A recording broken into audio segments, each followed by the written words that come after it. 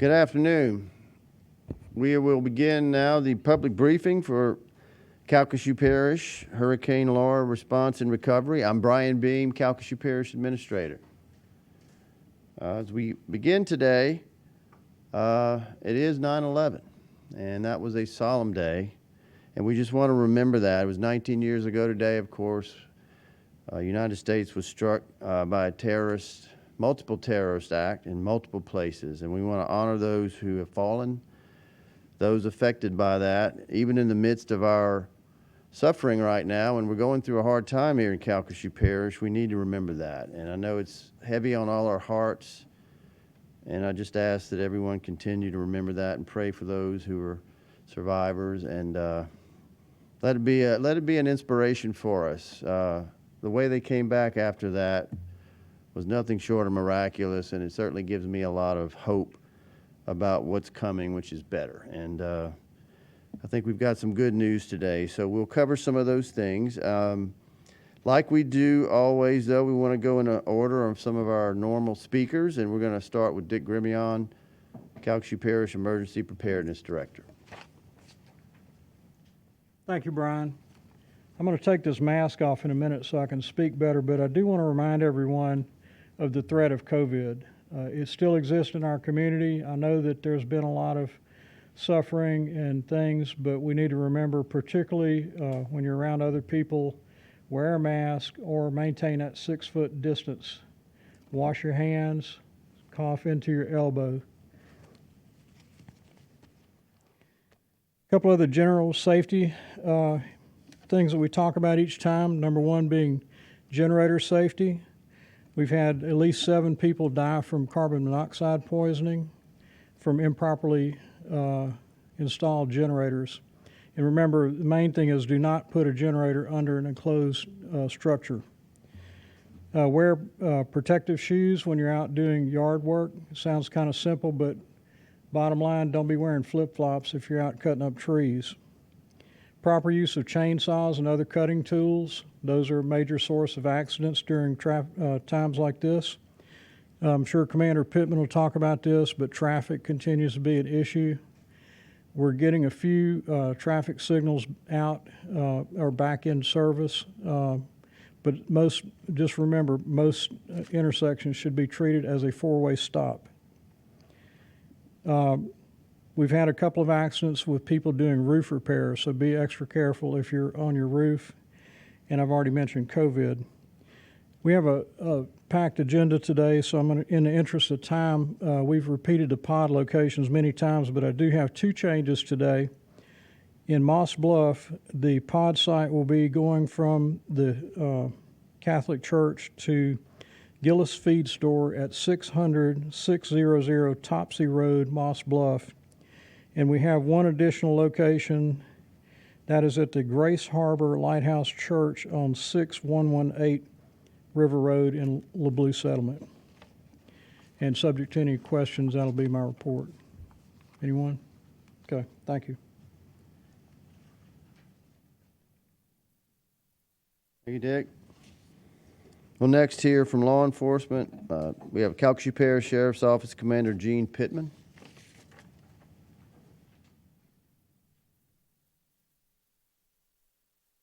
Afternoon. So in speaking with the sheriff today, and as we spoke, and I spoke with the chiefs, one word came to mind, and that was steady. Our numbers across the board, calls for service, crime cases, it's steady. No significant increases, not yet any significant decreases, but I think that's a good thing, and the sheriff believes that that's a good thing, that what we're doing, at least so far, seems to be working. And the other, something else we discussed, I come up here every day, and the sheriff before me and the chief before me, and we throw numbers at you. And so we have, from the total event, this amount of calls for service, how many cases we're working, how many traffic stops, those types of things, manpower.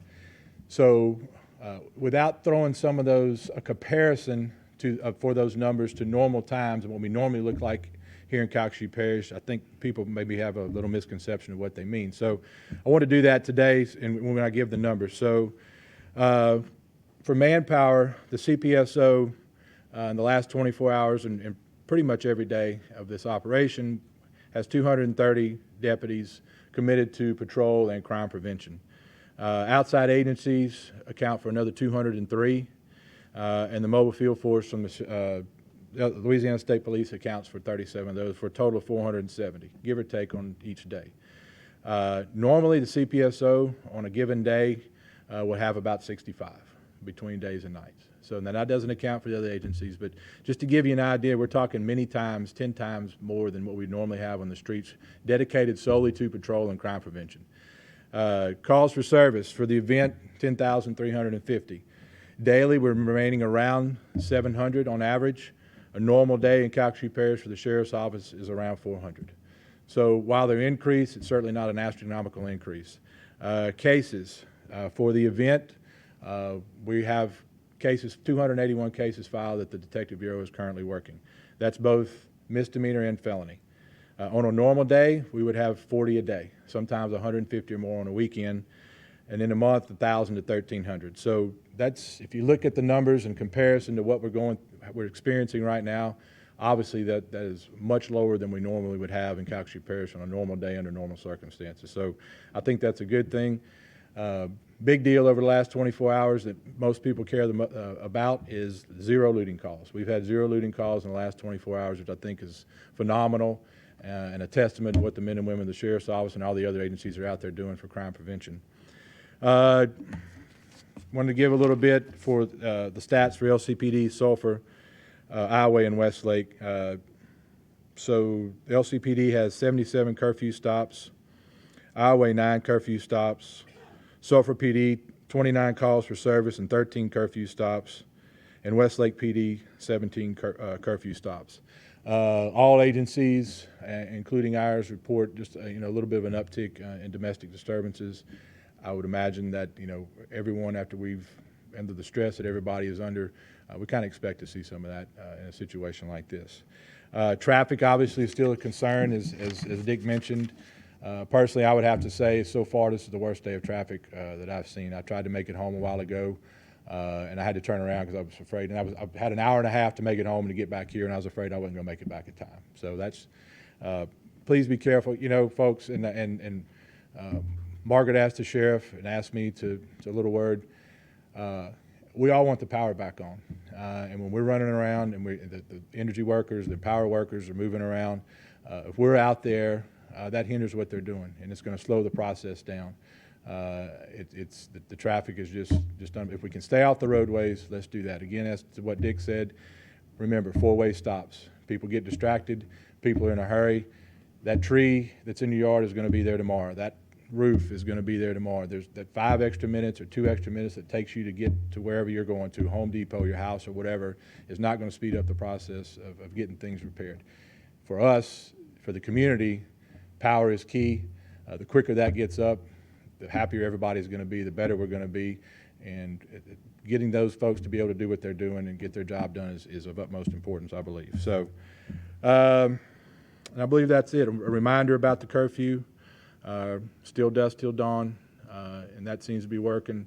As I move about in the evenings, towards when it's getting dark, and you can see a huge reduction in the amount of people moving around the parish. So I believe people are adhering to that. Questions? Thank you.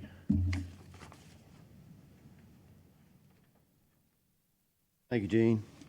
We'll next hear from Alan Wainwright, Calcu Parish Public Works Director, on the status of road debris removal and the trash routes throughout the parish.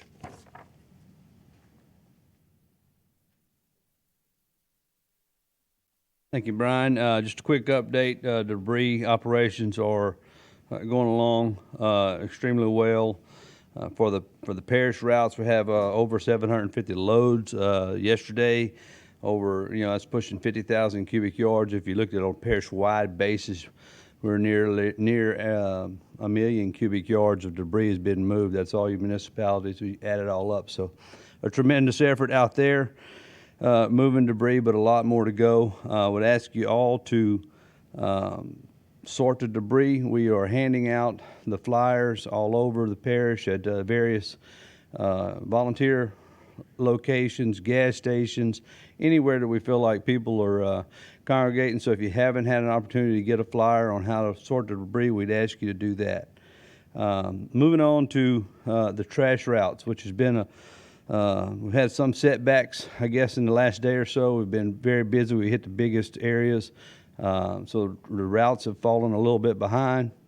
Have our representative with Waste Management here today to kind of speak to that and how they plan to recover over the weekend and hopefully by Monday be back on schedule. But before I bring him up here, I want to remind people that if your route has been missed, or that you can call our office at 721-3700. We're keeping a list of that. We're providing it to the haulers and trying to get back there this weekend to tidy that up. If you are missing a can still, please call us at, or actually their number, Waste Management's number is 436-7229. We'll try and get the cans replaced. So without any more, I'd ask Dominic to come up and speak to the kind of recovery on the trash routes. Dominic DiPolo.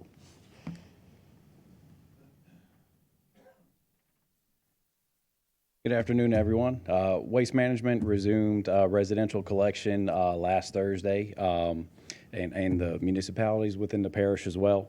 At this time, Waste Management is only collecting cart contents only, household garbage. The tonnage has seen a dramatic increase in what we normally do collect, understandably with residents having to clean out freezers, refrigerators, stuff from their homes, due to storm impacts. In fact, we're seeing about 2 to 3 times more garbage per household out on the routes right now. So that's over, pre-storm tonnages. So we do kind of anticipate that scenario could continue, for the next week or so. At this time, we are approximately about a day behind on routes, with the exception of a couple areas with Moss Bluff and the Blue, and I'll speak to them more specifically here in a minute. So due to the heavier garbage, the traffic conditions that have been mentioned, do have some roads that we're still not able to get down due to low utility lines, low utility poles. So with communication still being somewhat spotty, we're trying to pass along the information, as soon as we can. We will be running routes again tomorrow. So, in particular, the Blue area, a truck will be sent back to that area for recovery. Did have trucks back in Moss Bluff today to finish service and residents there. We're prepared to do that on Saturdays in the weeks coming, if need be, to make sure that we are staying caught up. That way, when we resume routes, the following week on Monday, we plan to be back on regular schedule. Do want to reiterate, that we are only collecting cart contents at this time. So any storm debris, anything from fencing, roof damage, down trees, things of that nature, please make sure that is separated from your trash, because there is a different contract that is going around and picking up all those items. And just really want to thank all of our customers' understanding and patience at this time.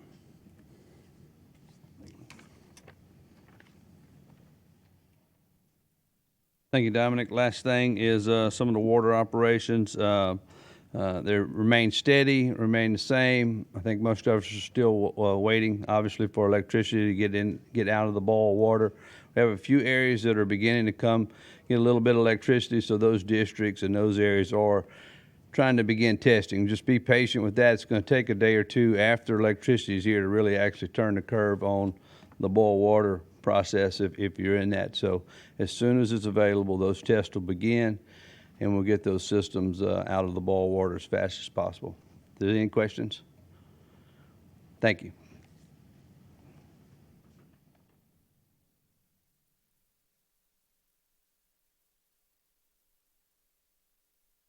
We'll move next to the utilities report. We do have Margaret Harris with Entergy. If she'll come up and give the latest information on their power restoration efforts.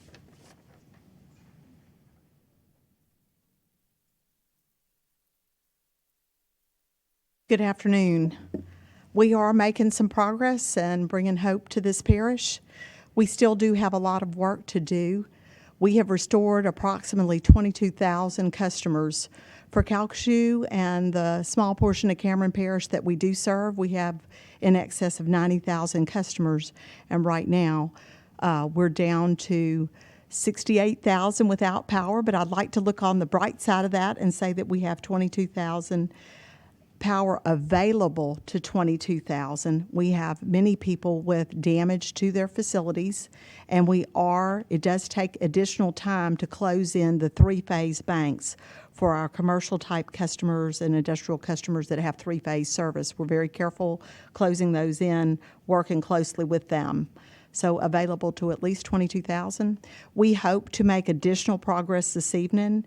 Much of the switching goes on in the evening time. You'll see that more power tends to come up in the evening because we're working diligently during the daytime hours, and we meet new milestones as the day goes on and hope to have more power available tonight to our whole area. We do have some challenging spots. We had the challenge of transmission damages all over this parish and the neighboring parishes that butt up to us. We're making progress, but when you think about 1,600 transmission structures that were destroyed or damaged, it's a pretty monumental task. Progress is being made. We got power from our generating plant in Calcu Parish, which was that critical path that I talked about last time that had to happen before we could make significant additional progress. Of course, we want more generation into this pocket as well. We will continue to work all the paths at the same time. Our low voltage system, which you can see significant work going on. We have significant work going on the high voltage system. Some of that's not as visible. It might not be in areas that you see as well. And then, of course, we've got our power generating facilities as well. So progress being made. If you like statistics, this morning, and those numbers have gone up during the course of the day, we had already replaced 8,800 distribution poles in this area. And we also had replaced 2,300 transformers. We've replaced 18,254 spans of wire just on the low voltage system, and that's not including the structures that have been replaced on the high voltage system. It does take longer to replace those high voltage structures because they're very large. Received some video clips from people in the northern part of the parish watching the progress on the 500,000 volt line that runs sort of through the Moss Bluff area and then out, both directions from that. So very good progress. We hope to continue to make progress. That is our goal. We're all in it together, and it takes power, water, and the partners that we have in this room and beyond to recover well. And it is my hope that this parish becomes known for its recovery efforts of sticking together for the benefit of all. Some areas are more challenged for getting power into those pockets. We continue to work on that critical path to have more availability of healthcare services, more power restored to water plants and wastewater facilities so that those infrastructure and those critical services can be less stressed. And we recognize that that's critical for our whole parish as well. They are spread out. So although we've made some progress, they're spread out all over the city. And so the cities and parish, so it creates a longer window before we can say we have every water plant up or every sewer plant up. So we thank you for your understanding. The traffic, as mentioned, is a challenge. So we encourage people to yield to those who are working on the recovery effort. I know it's really tempting to look around and go drive around and take video footage, and I want to discourage people from doing that. I also want to draw attention to the fact that there are many folks with damages and damage to their meter bases, damage to their homes and businesses. So as we continue to restore power to these circuits, when we complete our restoration on a circuit or a very large percentage of that circuit, we will be looking to make sure that we have isolated the facilities that are damaged so that we'll remove that hazard. And we encourage those customers, they will have additional steps to take to be able to get power to their home or rebuild, whatever it might entail. We want to encourage them to reach out to us, and we will make some attempts also with some messaging. So we do have a lot of good information on our app. You download it to your smartphone. We have like a landing page on our website for Hurricane Laura that gives information. It shows the division of ownership on like a meter base so that you can tell which part is owned by Entergy or your neighboring utility, because it's pretty well the same, and which part is owned by the customer, because we certainly wouldn't want the customer to think they were getting power right away and actually have repairs that they need to make that would hold them up. So I encourage folks to help each other find those resources, give us a call, and like I said, it's my desire, and I know the desire of everyone in this room, for this parish and this whole area of Southwest Louisiana to be known for partnering for recovery, for the goodness and the benefit of all. So thank you.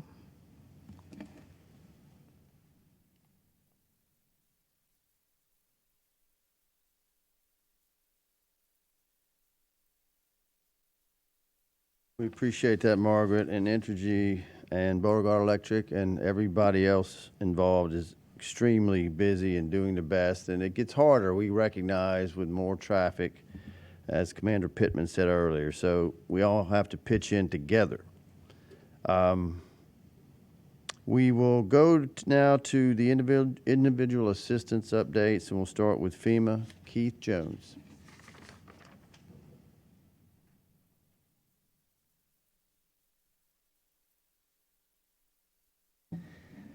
Good afternoon, and on this day, never forget. I'm just going to respect your risk of time, Mr. Administrator, and just have a very short brief out. Just for some numbers, new registrations, we've had 1,061 new registrations for a total of 79,082. Total individual housing assistance is up to 64.3 million. I do want to remind everybody out there of some deadlines that are coming up. The first one is for the U.S. Army Corps of Engineers Blue Roof Project.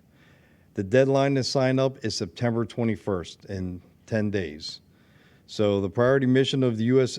Army Corps of Engineers provides homeowners with a free contractor-installed cover to damaged roofs until permanent repairs are made. You can go to the Blue Roof Sign-Up Center in Lake Charles, call 888-ROOF-BLUE, that's 888-766-3258, or visit www.usace.army.mil/Blue Roof, and that deadline is September 21st. Secondly, there is still time to file for disaster unemployment assistance. It's available to businesses and residents whose employment or self-employment was lost or interrupted as a direct result of Hurricane Laura. You can apply online at www.laworks.net or call 1-866-783-5567, and that deadline is October 2nd. I think I said that pretty fast. 1-866-783-5567, and that deadline is October 2nd.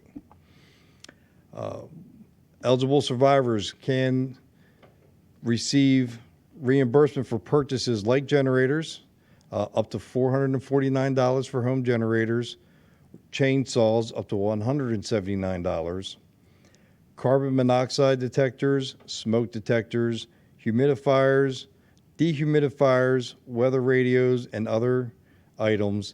The deadline to apply for that reimbursement through the FEMA's other needs assessments is October 14th. So you have a few more weeks on that.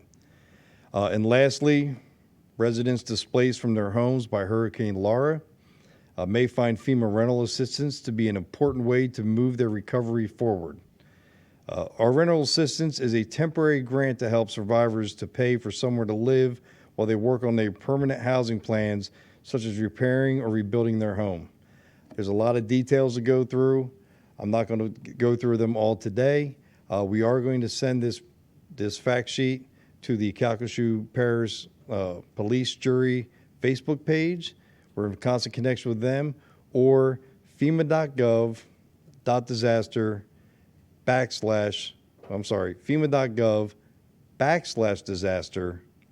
that number is 4559. Are there any questions? Yes, ma'am. Well, first of all, if you have a copy of that flyer, I'd love to have it before you go. This isn't a flyer. Which flyer are you referring to, ma'am? The housing? Well, I thought that you listed, you had a flyer last time you were talking about that listed all of these different programs, but. Yes, if you- ma'am. We posted that to the Calcu Parish Facebook page, and I have it on the site, and I'll be more than happy to give it to you. Where to Terrific. get to. Yes, ma'am. I also wanted to ask, we're running into people who say they came here to work and that somehow or another they were promised a FEMA contract or something and they've spent money to come here. Like one guy said he spent $5,000 to bring, I think you call it a skid steer or something like that, to move debris. And once they arrived, were told that there was no work available. And I just wondered if perhaps you could clarify about these people, whether there are those who were promised work and there just isn't enough work for them, or if you think they just came here on speculation, or if there is a particular way that people who want work are supposed to get it with FEMA. Yes, ma'am. At this time, we are not doing local hires yet because we're here to support the state and the state's needs, although that will be something that we will be considering. If you know a person who was promised a job, I will be happy to meet them and find out what their exact details were. That would surprise me that anybody would have a guaranteed position or contract to come here. But I'd be more than willing to talk to them. But for people who are looking for work, we haven't made any announcements yet. The easiest way to look for any hires for FEMA, whether temporary or permanent or local hires, would be to go to usajobs.gov. They can apply there or look for opening jobs there, and they can even set an alert that in case a local hire position pops up, they will be alerted with anybody else who's registered, and that's usajobs.gov. But at this time, there's nobody that has been promised anything that I know of. But we are looking into that because we're getting that request a lot. So as soon as we hear something, we'll definitely let you know and let the parish know. Is there a particular location people who are here can go to talk to you or someone else from FEMA, about this issue while they're already in town? Well, we're not doing any contracting hires there, and that's not our team's position here. That's something that we are working at with the state, and the state would turn on with the people that we have in Baton Rouge, and then we would have people come down here then in order to start the hiring process. But there's nobody here in Lake Charles right now that's part of the hiring process for local hires. But as soon as that happens, we will definitely let the parish know, and I'll make sure that you know when we're going to have a job fair or something of the like. Yes, ma'am. Any other questions? All right, thank you. Appreciate that, Keith. Next, we'll hear from Ed Bush with the Red Cross.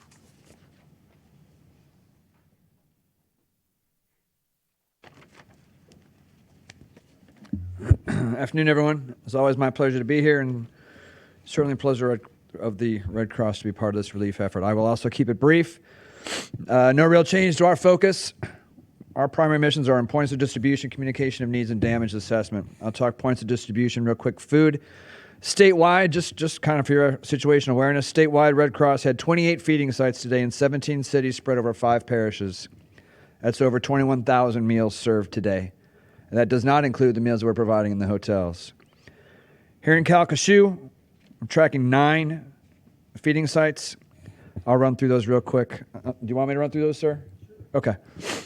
The office building at 3007 Enterprise Drive here in Lake Charles. The strip mall at 2401 4th Avenue, Lake Charles. The Walmart at 210 Nelson Road, Lake Charles. And the Dollar General Strip Mall, 935 3rd Avenue, Lake Charles. 2 sites in DeQuincy, Our Lady of La Salette, at 203 Grand Avenue in DeQuincy, And then there's a parking lot at 915 East 4th Street in DeQuincy as well. 2 in Sulphur, the First Baptist Church at 4501 Maplewood Drive in Sulphur. And then the McMurray Park continues to be a feeding site at 300 South Hazel, as well as the enduring site in Vinton at the Vinton Middle School and 900 Horridge Street. Today in Calcasieu, we will serve 6,000 meals. The other piece that I would talk about is our damage assessment team. Damage assessment is functionally and essentially complete. We will be doing some hot shots versus specific visits to specific addresses as needed. But that's key because now the completion of damage assessment allows for other things to move on. And just one note, I had previously talked about our role in a COVID environment for sheltering is essentially non-congregate sheltering, which is essentially hotels. And as of today, the Red Cross is currently managing 42 non-congregate shelters, hotels, with a total of almost 6,000 rooms and over 12,000 clients. And we expect that sheltering mission to endure for us as we sort of hold the bubble while FEMA systems sort of kick in and eventually there'll be some transfer, and we're working through all that now. But again, the Red Cross is here to support through all that. And on that note, I would leave you with, as of today, we have over 850 staff and volunteers from across the country currently supporting the Red Cross effort. With that concludes my briefing. Any questions, ma'am? Excellent. Thank you all very much.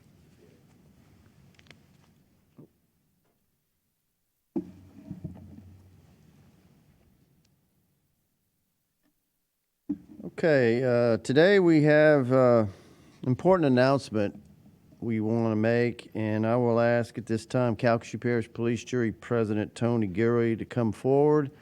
And after he makes the announcement, we'll go into a lot more detail supporting that. Tony? Thank you. Good afternoon to everyone. Earlier this afternoon, I signed the executive order pertaining to the response and recovery operations of Hurricane Laura. I would like to read the relevant text from the executive order. Now, therefore, I, Tony Gilry, as Calcasieu Parish Police Jury President, do hereby order that the parish-wide mandatory evacuation be lifted for the parish of Calcasieu effective at 4 p.m. on September 11, 2020, and declare that all residents of the parish of Calcasieu may return to the parish. It is further ordered that the parish-wide curfew, as set forth in Executive Order 2020-01, dated August 25, 2020, shall remain in effect. This executive order, issued on this day, 11th of September 2020. Please be careful, be safe, and may God bless us all. And at this time, I'd like to turn it back over to Parish Administrator, Mr. Brian Beam.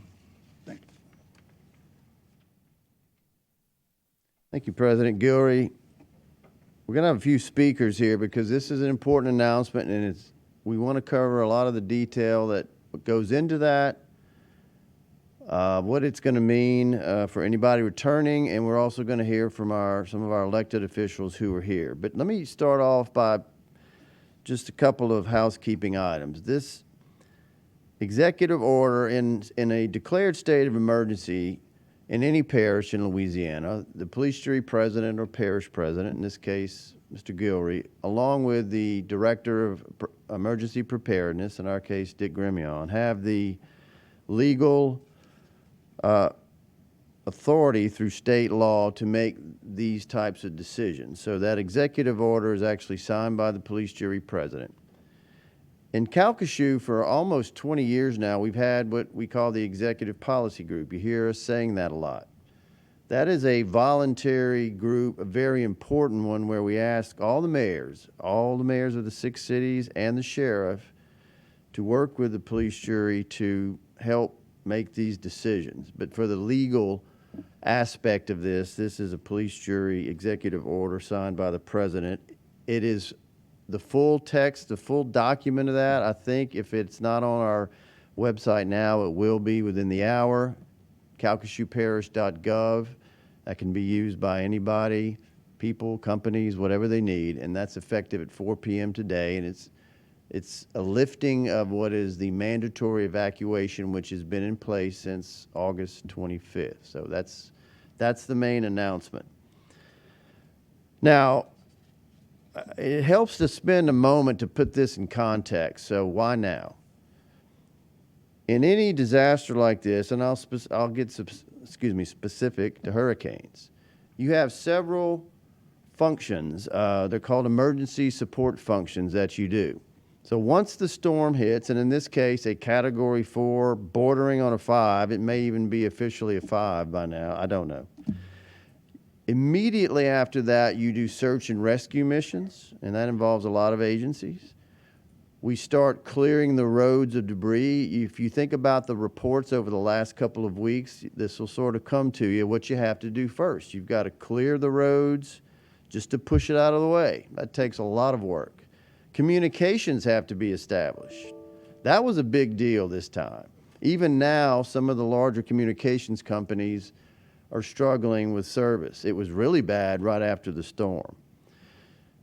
And then once that happens, the power companies, Entergy and Beauregard Electric in our case, and I think Jeff Davis for part of the parish, immediately start going in. So all of that goes on, and for a period of time, those are the big operations, and there's other things, but that's what we've been doing.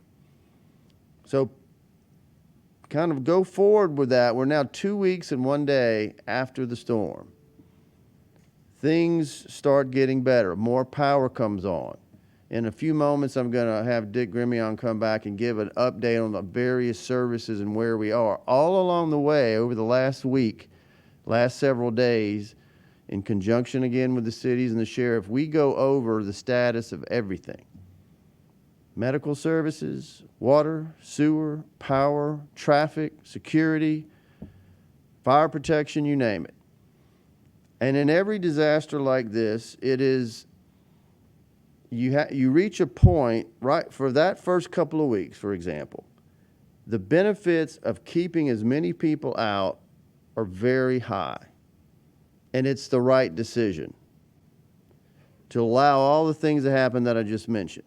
As it goes forward, and it's not an on-off, it is a gradual changing and transitioning to different services, you reach a point where those benefits, or let me put it this way, the negatives of keeping the whole populace out, whoever's still not back, and a lot are already back, that becomes too big a negative to where it's actually more beneficial to allow people to come back with some very strong caveats, which we'll cover.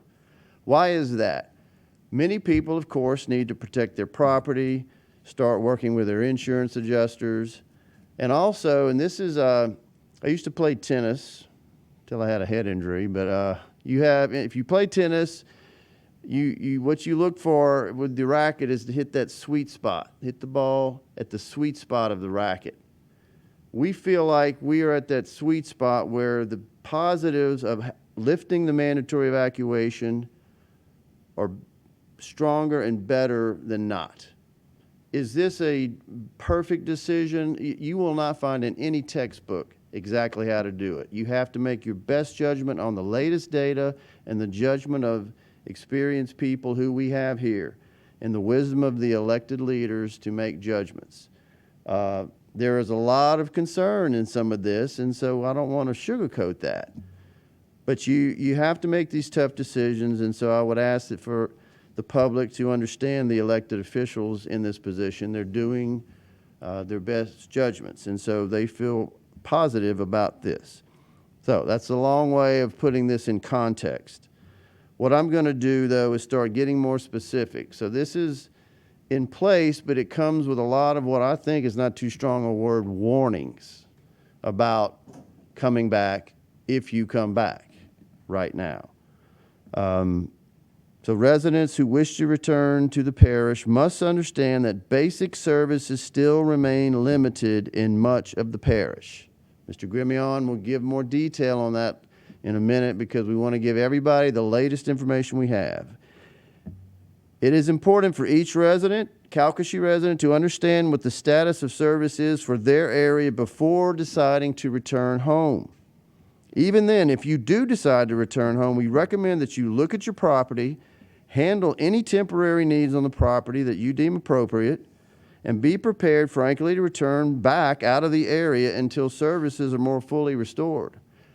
We're at that point where we're going to leave it to the judgment of every individual, every family on their own, whether they want to stay. A lot of people are here, as we said, with generators that are comfortable with that. They know the risk or the limitations, and they live with that. We're asking the same thing for anybody who may choose to come back now. So one tip, and when some of our public officials come up, you're going to hear some repetitive things, but that's good. One of them is we strongly consider advising people, don't check out of your hotel if you're staying away. You might want to keep that reservation in case you choose to come back. That's just a thought. There is a long road to recovery, and so people must be self-sufficient. And I want to say that again. When you come back, if you know there's not power in your area, or maybe water, although water is mostly there, or certain services, it's your responsibility to be self-sufficient. Yes, there are a few gas stations open, some grocery stores, home improvement stores, but it is still very limited.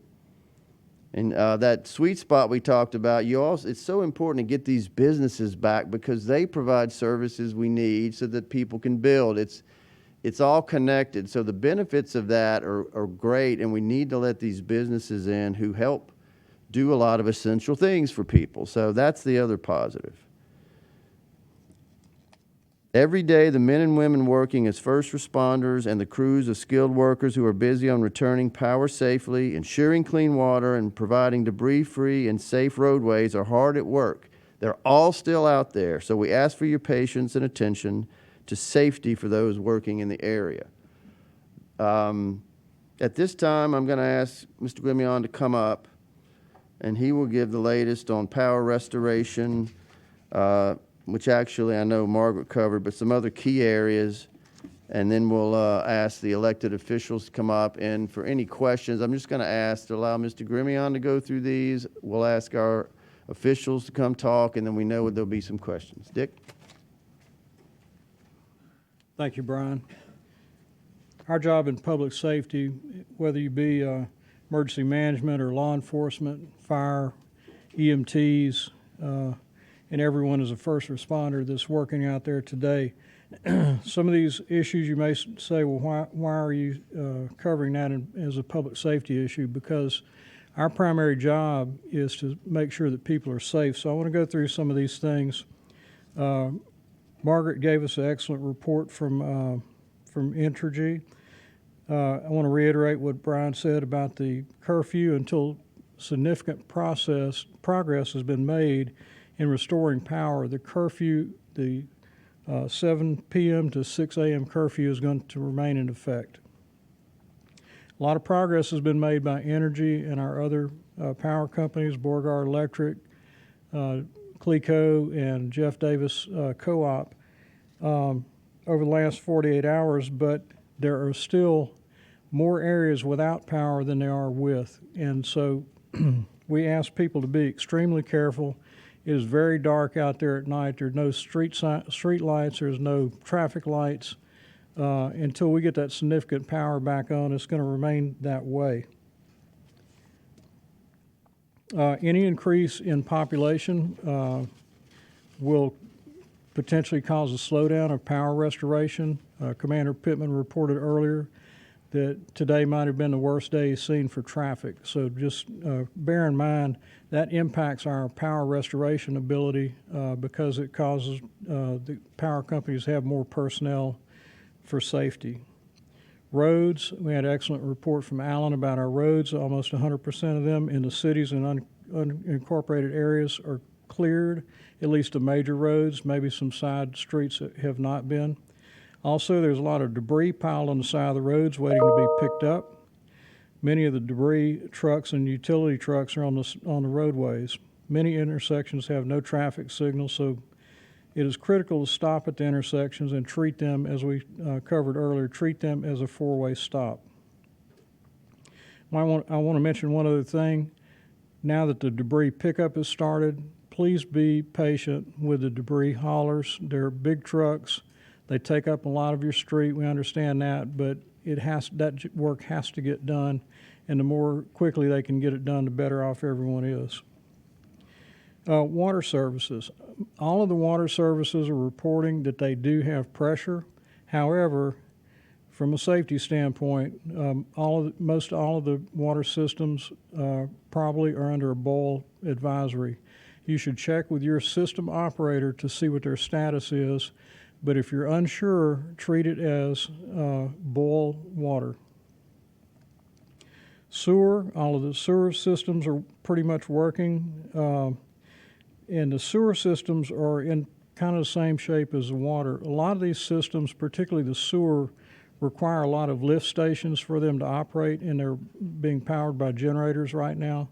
That is something to take into consideration before you come back. The generators can fail, not to say that they would, but it's just a safety factor that you need to keep in mind. Alan covered the garbage collection. That is a potential health issue, so we want to make sure that you understand where to place your carts or your cans out by the side of the road so that can be picked up. Again, check with your provider, whether it's the parish or one of the cities, about the schedule for your trash pickup.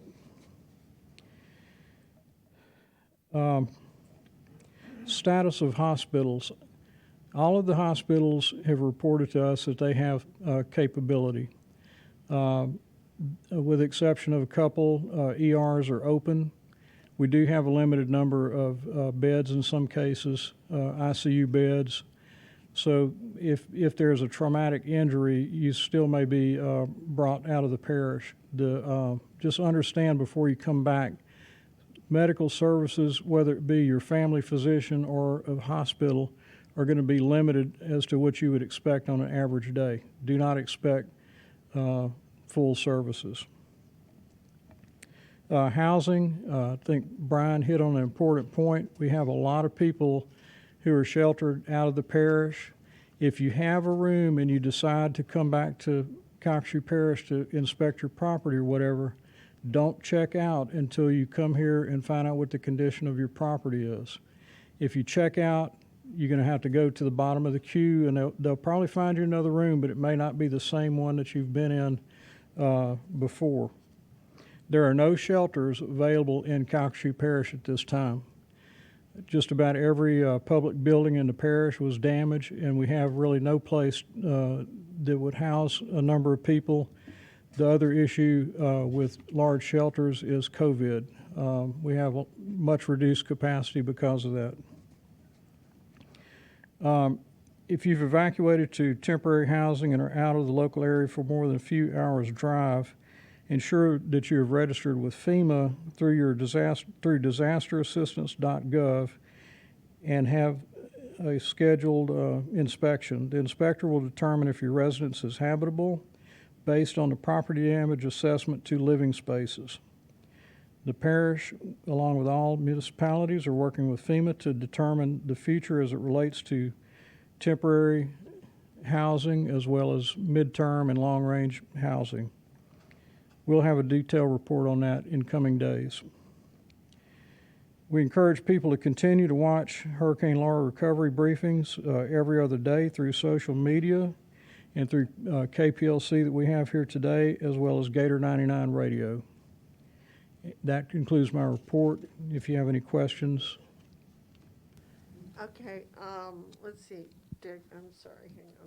Well, first of all, and I'm not trying to be a smart aleck, I'm just trying to clarify. It kind of sounds like you're lifting the mandatory evacuation, but recommending that people stay away. If you can take care of yourself here when you get here and take care of your needs, we're not telling people to stay away. We're just advising them that conditions, even though they're getting better, conditions are not such that most people would want to stay here if they don't have a stable living environment to go to. So you said that, you know, your main objective or responsibility, I think, is to help keep people safe. Is it safe to stay in a house without electricity with the temperatures that we're having right now? Well, in general, I would say no. I mean, the temperatures are in the 90s during the day, particularly or if you're older or if you have a medical condition that requires electricity, or if you just have a serious medical condition, you have to consider not only the effects of the heat, but those people with diminished health capacities are much more susceptible to COVID infection as well. So what we're trying to do is give a general safety message. If you need to return, just be extremely careful and take all of these things into consideration. Okay, and with the heat and with the moisture, there is a lot of black mold growing inside some of the houses. Is there any guidance here locally with regard to what to do about that, and how bad is it when you should just say you better not stay Well, there? I'm not a mold expert, Teresa, but that would be generally an indication that there's some water intrusion into the house. And no, I don't think that would be a safe place for someone to stay if it has mold.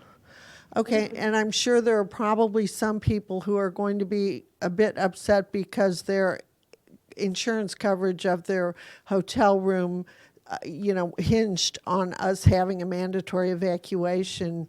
Is there anything in particular that you would say to them? I'm going to let someone else speak to that. I'm not really up on that, but a lot of policies do have additional living expense provisions. Okay, and I don't know if this is probably not your department, but Friendships up there on North Enterprise at Moling, Monday they're going to start providing about 1,000 or more meals a day, and they have supplies, but they need a freezer truck because they've got a bunch of frozen food and ice coming, and I just wanted to know if you have any advice for them as to where they can find a freezer truck. Teresa, in general, because of the infrastructure damage we've had here, we have asked volunteer agencies if they're going to come here to please try to be self-sufficient. We don't have the ability to hand out generators and things like that, unfortunately. So I don't have an answer for you, but we do have a volunteer desk that we're reporting these things to, so they can call 721-3800. They'll be routed to the volunteer desk.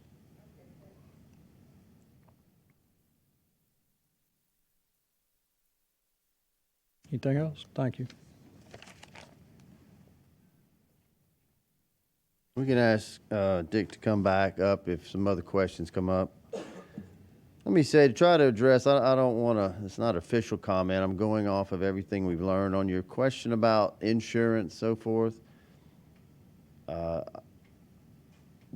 Our indication is many or maybe most of the insurance companies have a limit at or around 14 days on let's call it the living expenses, ALE, I think is what it's called. So having a mandatory evacuation longer, there's still going to be limits to that. And plus, the officials have to make decisions based on service availability, and we can't get in, or they can't get into, they need to be aware of the things like that, but based on how an insurance policy for a person functions. But I do believe that period is past where that's really not as much an issue. What is an issue, and this is where we're talking about reaching that transition to the benefit, a lot of employers are needing their employees back, and they can't get them back if people are sort of still legally and out on evacuation. So it's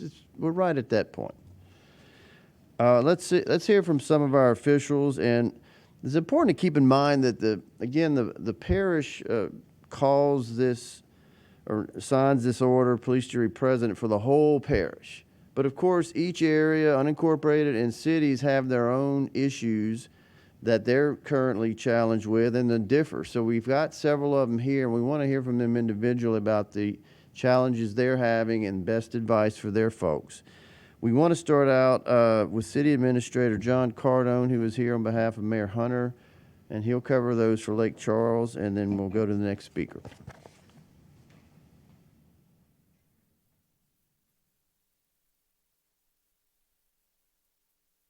Thank you, Brian. If I could take a minute, I'd just like to kind of tell everyone a brief update on where Lake Charles has been and where I think we're headed. We have made substantial progress over the last couple of weeks. Water pressure is up. Our residents and businesses are being served. However, our plants are still on generator power. There are many citizens that may come back, may find out that the water has been turned off because of water leaks on their property. We've cut off about 1,000 water meters to date, which is quite a few. Today we're tagging them so that people understand why, but in the first several days we were just cutting them off to try to get our water supply up. So I think that's something important for our citizens to be aware of. And again, we're still on a boil advisory. Our wastewater plants and lift stations are up and running. However, most are on generator power. Police and fire protection is being provided. Most roadways in Lake Charles have been cleared of debris. Garbage pickup for household waste started this past Monday, and it's the standard route that you typically do each week. And our contractors are picking up debris along the road waterways. It's my understanding from talking to the contractor that to date, they picked up more vegetation debris in the city of Lake Charles than they did under Hurricane Rita for the entire parish. So that gives you a sense of how much debris was out there and how much damage was done. Citizens who choose to come back should clearly understand and be aware of what they're coming back to and some of the challenges they may face. Many of the areas throughout the city of Lake Charles do not have electrical power. Many of the areas throughout the city still do not have street lights or traffic signals. Most of those that are working on generator power. So we tell our drivers, you need to take extreme caution when riding the roadways. Again, there's a boil advisory in place, and you need to make sure that you have bottled water and it's available. If you decide to come back to look at your property or to secure and repair it, please be prepared to return to where you are staying. Once you get here, you may realize that your home may be without power, you may not have a generator, and your home may not be habitable. That may not be the case in all cases, but for some it may be.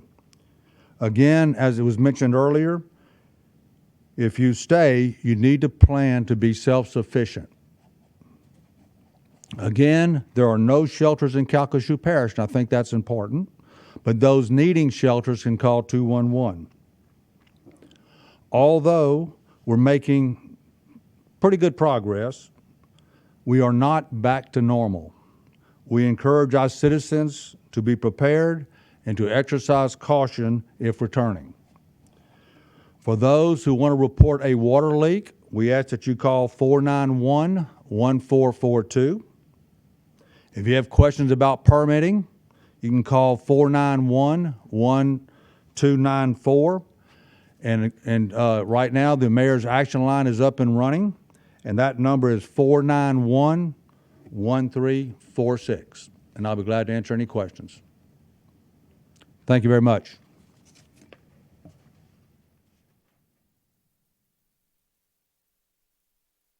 John. We'll hear next from Mayor Mike Danahay, Sulphur.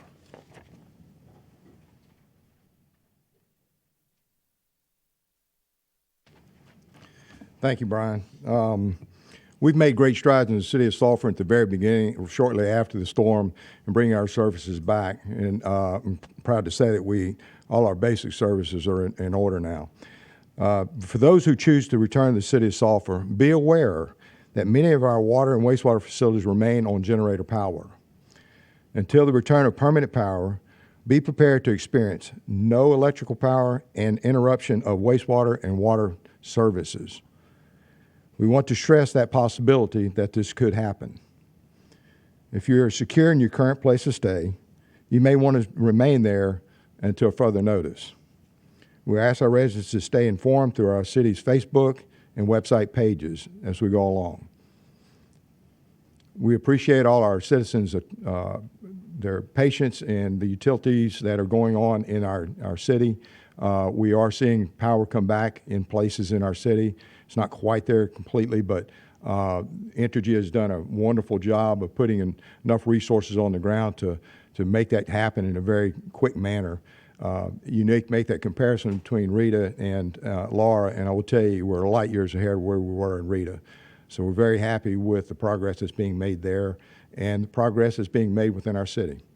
I'll answer any questions. Mayor, I don't know if you have a boil advisory in your city or not. Yes, the boil advisory will be in place until we go into permanent power, and then LDH does testing. And that's any water system. So our viewers are asking, how do they boil their water if they don't have electricity? Obviously, some people have gas stoves, but how do you boil water with no electricity? That goes back to permanent power. We're waiting for the permanent power. It's unfortunate that we're not there yet, but like I say, it is coming back in places. We're seeing it take place in each and every day. I think Ms. Harris pointed that out, and until we have permanent power and they're able to make that boil, it's going to remain in place. LDH will require it until we have permanent power and there's testing to be done.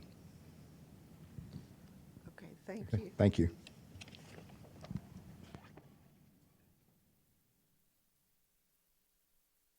Thank you, Mayor. Yeah, Teresa, you hit on the, come on up, Bob. You hit on the problem. A lot of people have generator power and they can do it, but that's the trick. That's why it sounds like we're not saying don't come back. We're saying you need to recognize that's part of the problem, and that's a state regulation, and as Mayor Dan Hayes said, that's for any water system. We'll hear next from Mayor Bob Hardy of Westlake. Thank you, Brian. Okay, in the city of Westlake, we're running about 14 generators. We never lost sewer. We never lost water. But I'll tell you, in that time, I've lost 5 generators. At certain times, it was like, okay, what do we do? Mike had to block in, and all our sewers pumped to sulfur to a big wastewater unit over in Carlos. So I'm going to tell you, you may not have generator problems now, but you're going to have generator problems. I got a brand new police station that was just in service a year, and I just got the text from Chief Wheelwright that gas lean, it's running on natural gas, it just shut down. We're trying to get it up and running. We feel like it will be running here within the next hour with the maintenance crew working on it. We've had 5 fail. We have permanent generators at all our police stations, fire, public works, city hall, the 9 of them, all of them. And 5 have quit over this 2 weeks with water pump problems. So I want to let everyone know in Westlake, I'm going to tell you, I really don't want you back until we get some permanent power. The issue is going to be is water and sewer. And my sewer is headed to sulfur to the Carlos. And if Mike gets problems, I got problems. So we want to make sure that everybody understands. I fully understand. I would probably estimate somewhere between 50-60% is back in Westlake today. If you come into Westlake, you're going to be there for a little while, secure your area. We pretty much, I think every house has a blue roof. There's no, if you do have a tree in it, the blue roof's too late. It's been 2 weeks. Also, I'm hoping that you take it by the warning that we're on temporary power. Can that change? Sure. Mike didn't realize he'd have power in sulfur last night, and I'm hoping for some today. And Margaret Harris has told me that there's an outside chance that Sampson Street gets a little power. Well, that's sweet to know, but it ain't there yet. Now, he fills up, if we get power on Sampson Street, I'm going to have 2 water wells with permanent power.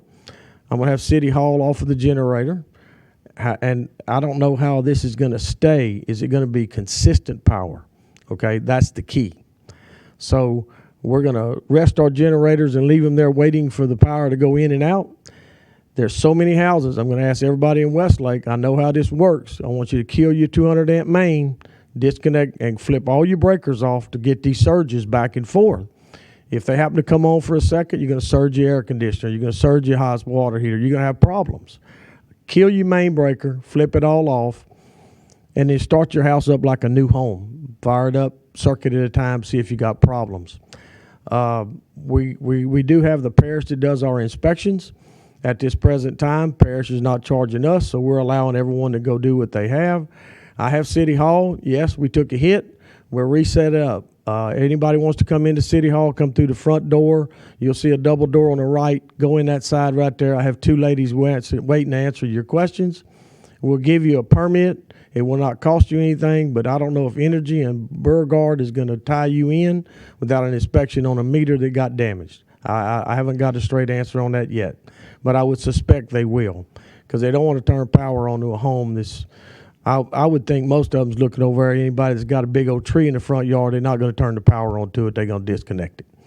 Secondly, and maybe last, is be patient. We got plenty of them trucks on the road. You just heard the sheriff's office saying we're getting more wrecks and more things, and we're going to turn everybody loose. I'm not for it. I wish we would have permanent power where all the lights would be working and it would be more safe. I got a little issue with just letting everybody come back. I appreciate it if you kind of stay away. If you're in a safe place, stay there. And when we get permanent power, look for our website, cityofwestlake.com, and not the one in Ohio. Make sure you're in Westlake with a nice water tower. I get a lot of Iowa, the state of Iowa has a Westlake. So look at Westlake, city.westlake.com. We have Facebook. We will post in everything as things get better. We'll look for that issue. That's where you'll see it. I think that's about it, and I'll take any questions. Good. You don't have none. I like that, ma'am. Thank you. Actually, I have so many I can't decide which to ask first, but I guess I should give them to Brian. Bob will come back, I'm sure. Come on, Kenny Stinson, Mayor of Benton. Good evening, everyone. Things are getting better in Benton. I would like to take this opportunity, if Margaret's still here, to thank Entergy. As everyone knows, Benton, we do our own power. We do draw off a grid that's laying on the ground. They're working really hard to get that back up to us, but in the meantime, Entergy came up with a solution to give us some temporary power. It's not full power, it's just temporary. So we have fired that up, and as of today, we've probably got 80% of our residents on power. I'd just like to ask our residents to be patient. We still have people that had problems with their service that have fixed it, and they're on the list. We had a long list of people that need to be reconnected. Our crews are going to be working. They've worked every day, and they're going to continue to work tomorrow and Sunday to try to hook all these people up to it. I'd like to take this opportunity to thank Lafayette Utility and all the linemen that came in and worked so hard to get our distribution lines back up. That being said, they all went home, and I have to say we threw a parade for them when they left because of everything that they did. Lafayette Utilities has sent 2 crews back to work with our utilities to do these hookups. So I just ask my residents to be patient. We're going to get to you as soon as we can. It just takes time. It takes time to run wire, it takes time to check meters and to do everything that needs to be done to make everything safe. We do have a lot of homes that are dilapidated and destroyed. Those residents are going to probably have to find someplace else to live. We're not going to return power to those at this time. Talking about water, I know a lot of this is going to be redundant. We are still under a boil water advisory in Benton. We have sent samples off, but I don't know what the turnaround time is on those. Our sewer and water is running at full capacity. We do have some that's on regular power. We do have some in outlying areas that's on generator power. So we just ask everybody to conserve. With this amount of electricity we have, we're not able to have a huge cushion. And we ask people to conserve. And people ask me, what is it to conserve? So, well, if you set your thermostat at 72 in your house, put it at 74. You'd be surprised what little bit that everybody could do to make this happen, because if it all goes out, nobody has none. So if we could just conserve, it would be great. On debris, in the town of Benton, the Crowder Gulf people have picked up in excess of 30,000 cubic yards of vegetative waste. Today they've started picking up construction debris. And the town, they're really doing a great job. For all you elected officials in here, Facebook sometimes is the bane of our existence, but I actually have people going on our Vinton information page and saying what a great job they're doing and how well they're doing. So that says that's a monumental thing that's happening in Vinton.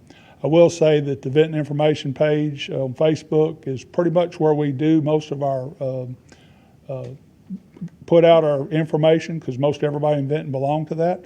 So I ask all my residents to go there. I make posts. My fire chief makes posts. We do have distribution centers set up. We have one set up at the KC Hall. We have one at the Morning Star Baptist Church. Also, another place to get meals is Christian Life Church on West Street.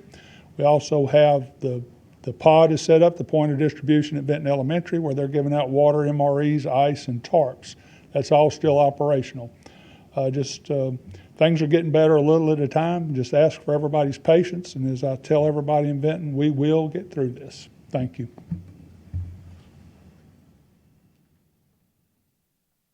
Appreciate all your efforts, Kenny. We want to ask Commander Gene Pittman of Sheriff's Office to come back along these lines from law enforcement. So I just wanted to speak again and reference the dusk till dawn curfew now that the mandatory evacuation order has been lifted. And the sheriff wanted me to reiterate, the mission for us is still the same. The evacuation order being lifted and our mission for crime prevention, particularly in the nighttime hours, remains the same.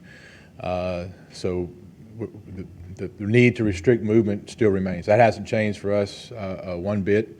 I can imagine everybody can understand why, but you know what? For no other reason, it's just flat dark. You can't see. I'm not yet 50 years old. I don't need glasses just yet, and I, like probably everybody in this room and most people watching, have lived here my entire life. But I have found myself moving about the parish at night for job reasons, and I know where every stoplight is. You guys know where every stoplight is, but next thing you know, there it is. And so the debris on the side of the roads, it's hazardous. So if for no other reason, don't move about, because it's just not safe to move about. And we're going to continue to be very strict on enforcement of the curfew. There's just really no good reason, unless you have an emergency, to be moving around the parish when it's nighttime. So I just wanted to reiterate that. Sheriff wanted to reiterate that. And I don't know if you have any questions regarding that. Well, the only thing I was thinking about is obviously there are a lot of people who are having to work who, still have all kind of personal problems with their homes and stuff. And so I'm wondering if some of the stores like Lowe's and Home Depot and those types, do they close as soon as it starts to get dark? Or with the mandatory evacuation lifted, will they start staying open until 9 or 10? And Walmart as well. I don't know if we have a Walmart open or not right now, but and I don't know the exact answer to that. I would imagine that they would probably still try to adhere to that as well. And I don't exactly have an answer to that, or whether or not they would be able to. But and again, I think the sheriff and the sheriff's office has always allowed common sense to prevail. So obviously, if somebody is making it home from work and they're just a little bit, but they're not going to be making it home from work at midnight or 1 or 2 o'clock in the morning. So I believe we would have some allowances and some leeway as a department for that. I'm already seeing tents pop up here and there. I'm not sure if they're local residents whose homes are just too miserable to live in, or whether they're out-of-town workers who are pitching a tent. I've seen some on the beach. Are there any special rules that people need to know before they pitch a tent somewhere around town? I don't know if any special rules, but I will say that I have seen driving like by LaBerge, there's definitely, particularly some of the tree cutters that are pitching tents. I think we're all glad they're here, and right now I don't know that we're all that concerned about it. No, I'm not aware of any special rules. I think we're all doing the best we can, and we'll worry about that, I believe, whenever we get a little bit further along in the process. So look, if you're up to no good, you're up to no good, and that's going to be the message. And as long as you're here to help, I think we're going to be fine. All right, thank you.